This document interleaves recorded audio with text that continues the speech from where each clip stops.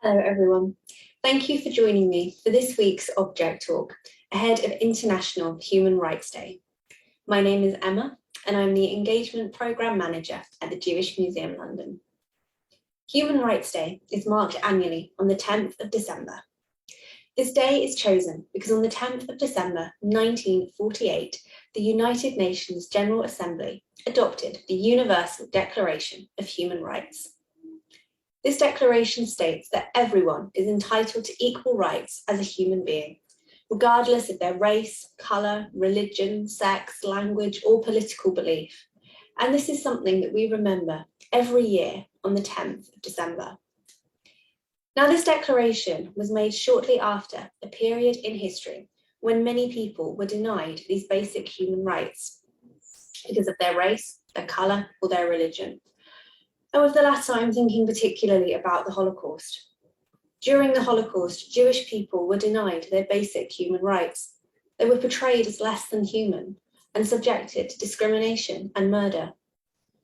At the Jewish Museum London, our collection records and remembers the atrocities carried out against Jewish people in the Holocaust. Within this collection, though, are also stories of hope, stories of people who stood up to injustice and put themselves at risk to protect the human rights of others. And for this week's Object Talk, I would like to share the story of one woman. And I will now share my screen so you can see a photograph of her. This is a photograph of Christian Gregersen. Christian Gregersen was a non-Jewish Danish nurse working at a hospital in Copenhagen.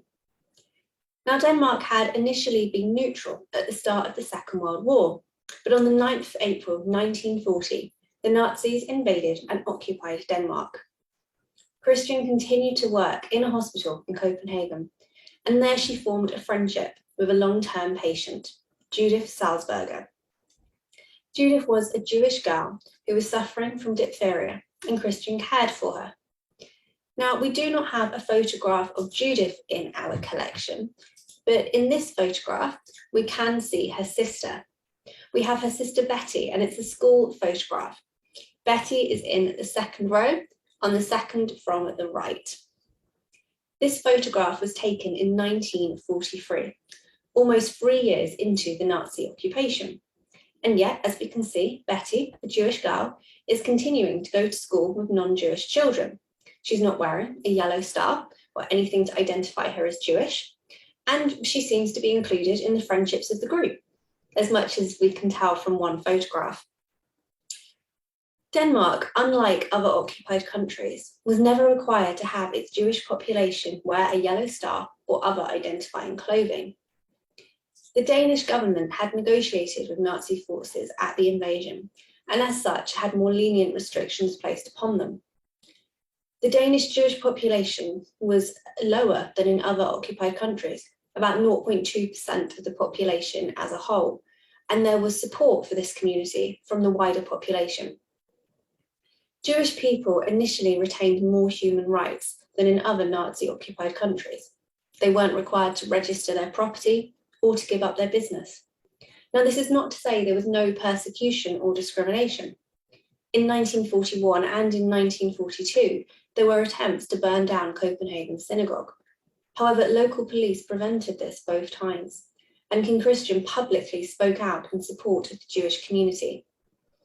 We can see a contrast to events in some other Nazi-occupied countries. However, tensions between Denmark and Nazi Germany grew, with growing acts of resistance, and in 1943, the year of this photograph, Denmark was placed under direct military rule. With this change came the decision to use martial rule to deport the Danish Jewish community to the camps. However, some German officials leaked these plans to non-Jewish Danish officials ahead of deportation starting, and they in turn warned the local Jewish population. What followed were many acts of resistance, including those by Christian Gregersen. When the Nazi raid took place on her hospital to arrest Danish Jewish people, Christian hid Judith in the nurses' quarters, and she stayed hidden throughout the raid. Christian then went further. She didn't just rescue Judith, but her whole family. She arranged for an ambulance to collect the family from their hiding place and take them to the coastal town of Galilee, and then on by boat to Sweden. Christian escaped with them on the boat, as her actions had placed her in danger. We have a photograph of Betty when she had just arrived in Sweden. I find this a very emotive photograph. It's almost as though we can see the difficult journey she had just been on reflected in her facial expression. Betty is wearing all the clothes she took with her on her journey: 3 pairs of pants, vests, a blouse, and at least 2 sweaters and a coat. The refugees could only take 1 small bag, so they had to choose what to take with them. Betty's mother took a photograph album and her father their official papers. This photograph was taken on the 7th of October 1943, 1 week after the first raids to deport the Danish Jewish population. And so we can see just how quickly Christian had acted. However, she alone would not have been able to rescue this family. What is remarkable about Denmark is the level of resistance and wide-scale efforts to help the Jewish population get to safety. The Danish police refused to cooperate in the deportation. Rabbis and Christian clergy passed on warnings about upcoming deportations and urged their congregations to flee or assist others in fleeing. Some universities even paused their lectures to enable their students to assist with the rescue missions. With Sweden close by, it was the obvious destination, and Jewish people were smuggled to the coast and, just like the Salzburger family, ferried to Sweden by fishing boat. Ordinary people helped them, passing messages, raising money for the journey, feeding refugees while they waited, and of course, ferrying them across. Over 7,000 Jewish people were ferried to Sweden. That's in comparison to the 476 Jewish people who were arrested. Of these, around 50 were murdered, although the number is not entirely clear.